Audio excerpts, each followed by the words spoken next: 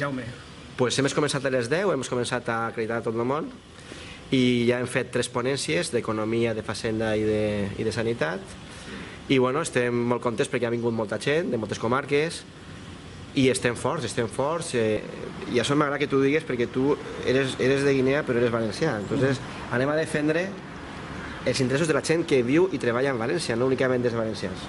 Som un partit que nos preocupamos por todo el mundo que vive en Valencia, incluido tú, porque tú pagas tus impuestos aquí.